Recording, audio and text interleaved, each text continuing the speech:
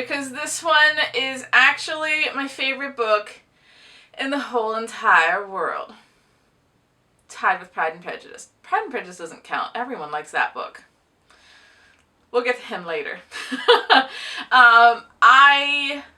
When did I find this book? I think I was in 8th grade, and I used to love Anne of Green Gables, Anne of Avonlea, Rilla of Ingleside, Chronicles of Avonlea. And so I started shipping through all of Ella Montgomery's books, and towards her end, I guess I would word it, she had some more sort of, you know, I'll call it non-young adult books. It had a little bit more adult side, and this is when I discovered The Blue Castle. This is not my favorite cover, but I couldn't find the cover I like. I have like 5 editions of this, so it's like Pride and Prejudice. Why have one of the exact same book? Let's have like 20. This book's a real pain in the hoo-ha to actually track down.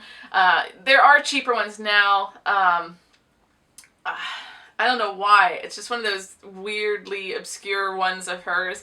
It has a somewhat cult following because I started Googling it. I did the Google on this book I'd say a year or so ago, just because I was trying to track the edition that I liked down.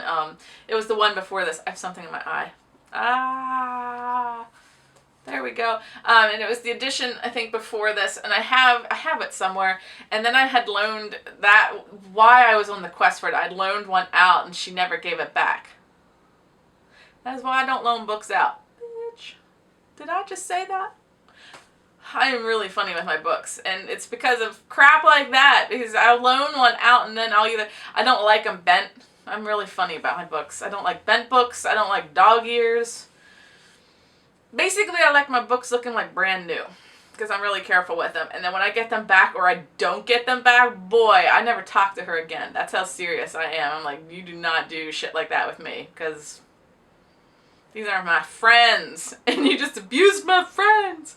Anyway, back to The Blue Castle. I found this in, I think, 8th grade, and I read it, and then I was like, that's awesome. I'm going to read it again, and I'm going to read it again.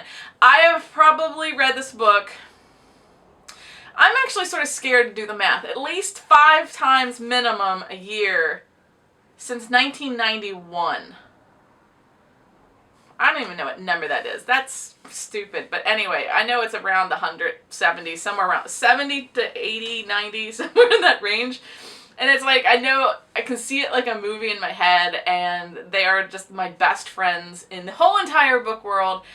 This book is about Valancy, and I actually use Valancy as my gamer name, so if you ever see a Valancy running around, it's probably me, because no one has that name, because it's not cool. Valancy is on the cusp of being an old maid, and she's in a sort of oppressive/repressive family life where the cousin Georgiana is just perfect and everyone, oh, she's so cute and pretty and everyone loves her, and Valancy's she's just plain and normal and, you know, a plain Jane basically.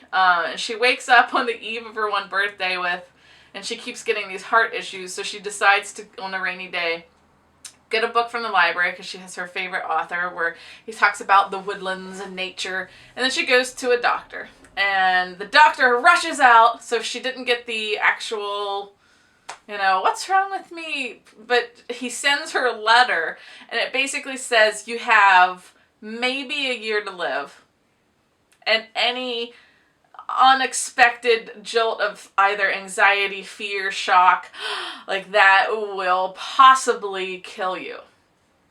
And she is like, how could I be almost dead when I have not really even lived?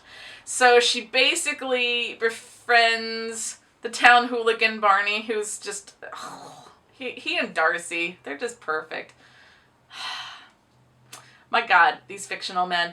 Anyway, she befriends him, she leaves her family, and this is in an era, I don't know, 30s, 40s, I'd say in that era, where a girl just simply doesn't do that. So she helped out a childhood friend who was really sick and dying, and what happens is when this girl dies and she's faced with the horrible truth of having to go home, she decides to propose to Barney, and then the hilarity ensues.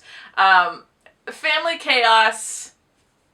She starts to find herself, so does he, sort of, because he's sort of like, he is a hermit, which is really interesting. So he's not used to people being sort of in his space, and she just wants to see things for the first time. So she's discovering the world and herself, and then whole lots of chaos, and it's not even a big book. It's 218 pages.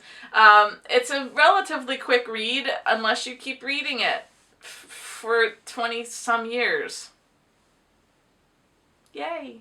Anyway, this is, I think, like, if I was on a line of fire and someone's like, choose your favorite book, Blue Castle or Pride and Prejudice, I'd be like, I don't know, because they're so good, each and of their own rights. So can we just say they're both my favorite book in the whole wide world? Anyway, The Blue Castle, Ellen Montgomery. She wrote all the Anne of Green Gables.